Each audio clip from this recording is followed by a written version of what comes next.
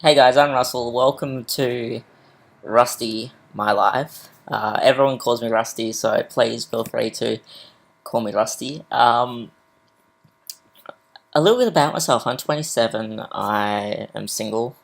Uh, I'm gay.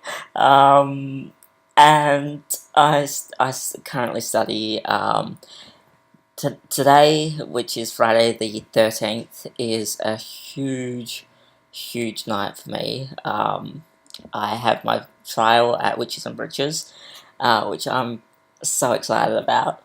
I am just trying to remember all my bar school stuff, so because I finished my hospitality course, um, it's amazing just how you can go and do a hospitality course or any course and then think you know it, like you know the theory, you know the practical, but when it's your first time behind a bar or in a job, um, your nerves kick in. You get nervous, and I was nervous on Monday when I went for the interview. The guy uh, wasn't there. He had car troubles,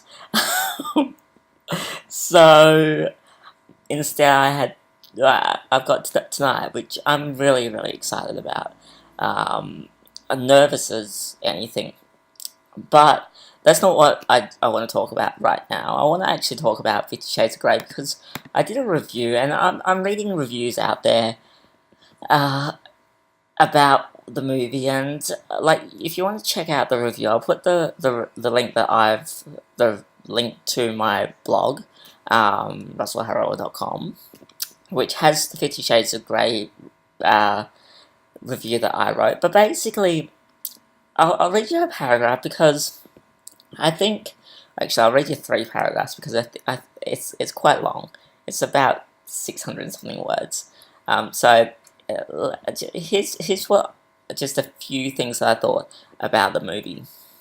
The movie leads you on a journey of girl meet boy, boy sees girl falls, a girl gets hot flushes, boy gets choked up, and when you start losing interest in the love and lust, then the movie heats up. Much like a movie, really. Let's face it, any movie really does heat up at when you start getting bored in a movie. Normally, that's when the action starts.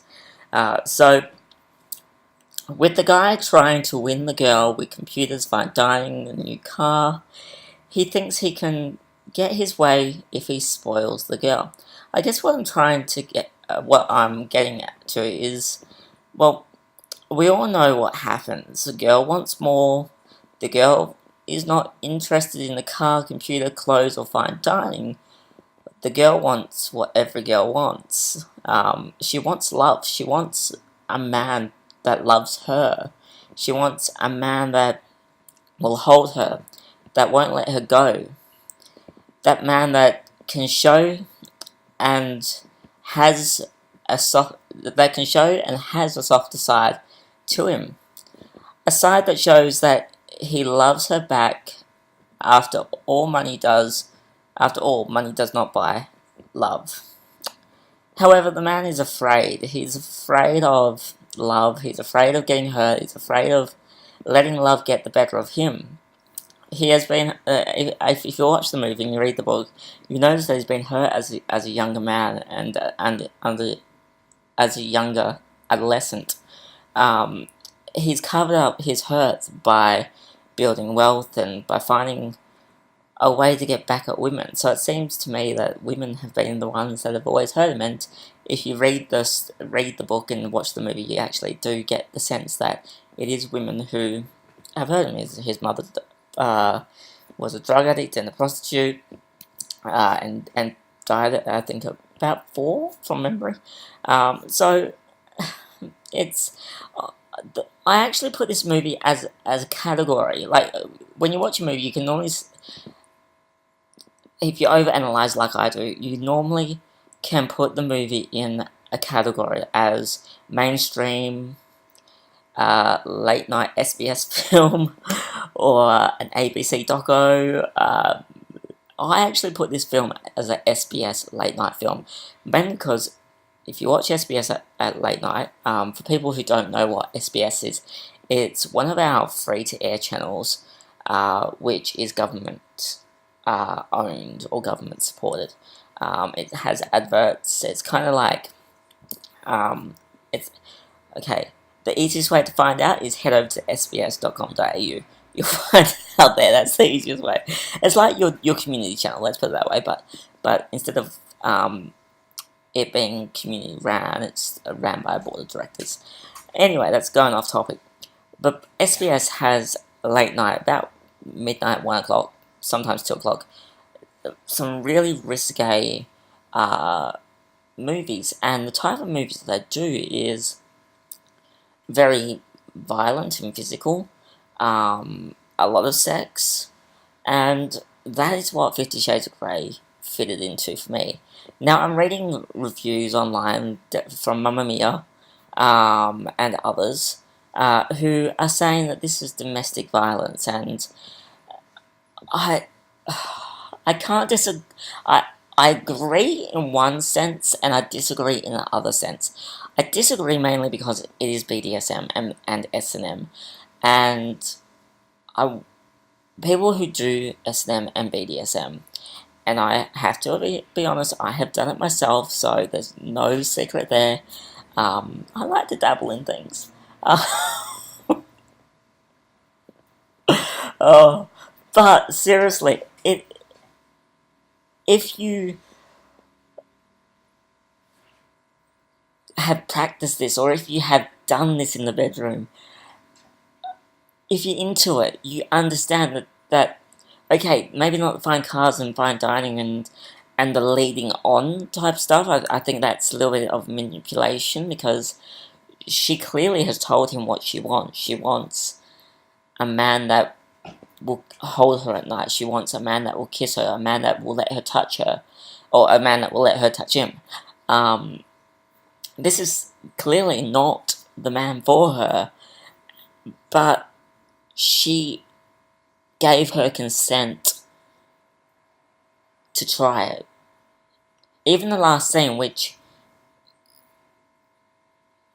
is a very powerful scene in the movie, because she gets flogged. That's the only way I can. Technically, it's belting. If you want to be technical, but she's made to. She ends up crying, which after I think it was about 2 or 3, she started crying, and you can see the dominant, or Mr. Grey, choking up a bit. He wasn't crying, he was more like just clearing his throat a lot. The reason I think this scene maybe depicts domestic violence is because the people who are saying that this is domestic violence are looking at it from the point of view as she's crying, he hasn't stopped, oh my goodness, like seriously, that's domestic violence. There are some, I'm gonna get a huge backlash here, but I think we can agree, I hope, that there are some dominant and submissive people out there who a few tears, as long as, if they say the safety word, then you stop, fair enough. But if the safety word hasn't been said, and you're pushing the person's limits, that in a way is a sort of a pleasure experience. And the reason why I say that is because I've had my limits pushed as a submissive, and I've also been a dominant, so I've had experience in both. I'll tell you the story about my first submissive role in another video, not this one, so stick around and stay tuned for that one. just because I've got to make sure that I change a few things so that I protect the person that it was with. But what I can say is it was extreme. Like, I was 16 at the time, and it was extreme. So, it was consenting, absolutely consenting, but it was extreme, and it was, when you think about it, it was like, when you haven't had sex very much, that makes me sound like a slut, but when you haven't had sex, and then, or very much, and then you dive into submissive roles and BDSM and the fetish sector, it's, the first time is scary. I think going back to the film for a second, the film plays a huge part in opening the door to your mind in the BDSM and S&M world. But it shouldn't just be opening up your mind about that. It should actually be opening up your mind about what are the messages in this film. Clearly it's about control and controlling the situation into what you want. Now, he clearly was, I believe, in love with her. If you look at it, he couldn't not be around her, yet he had to not be around her, if you know what I mean. Like, he couldn't sleep with her, but he didn't want to be apart from her. So, I guess he lost his control in a sense, and one of the lines he says in there, it's not me changing you, it's you changing me. She was changing him, because he was making her soft. He was making him softer, which is mostly something that he wasn't prepared to do, or something that he wasn't ready to do. So that's just my feedback on 50 Shades of Grey. I do recommend that you go and check it out because it is great. But for anyone that, if you're going to say that this film is domestic violence, I just ask that you explain it a bit better than what you are explaining it, because to just go, oh, it's domestic violence in capitals, like, come on. Like, seriously. This is domestic violence. Like, seriously, I could just, right now, just go, this is domestic violence. There you go, I just did it. It doesn't make it domestic violence. Come on. We've got to realise that whoever, the writer of 50 Shades of Grey, designed a book that she wanted to sell. It sold. It gave girls goosebumps. It gave girls and guys who read it, I shouldn't just say girls, but it gave people who read it the OMG, oh my god, like, seriously, like, I can't believe that she did that, I can't believe he did that. But, like, come on, like, it's a book.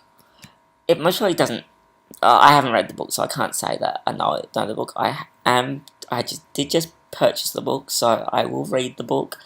But, take the book and the movie as a grain of salt. It is one person's writing that's been turned into a movie with directors and producers, and who knows what research they've actually done into the BDSM and S&M area. It may, when I was in the movies, it made people laugh. A lot of the scenes were very comedy, which broke up a lot of the drama. I think the movie was a cross between a comedy and a drama and a soft porn. I think that's the three categories. There were straight men sitting, well, there was one straight man sitting to my right who every time the sex scene came on, or sex scenes came on, would grab his bottle of water, reposition himself, and, like, you know, straight. Do I have to say more than that? Like, seriously, was soft porn that wasn't even soft porn. You do get to see a bit of male leg, Mr. Grey's leg, and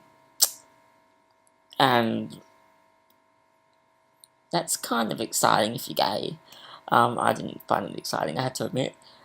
One thing I don't get with movies, and I guess I should talk about this in more detail in another vlog, is how come women show their boobs on TV and show the pubic hair in movies, but guys don't show the pubic hair of them or even their penis? Just a question. You can comment on Twitter, just hashtag AskRusty, and I'll be answering you guys and reading your comments out in the next episode. I hope you liked it. Sorry if it's just very whimsical. So yeah, thanks guys. See you next time.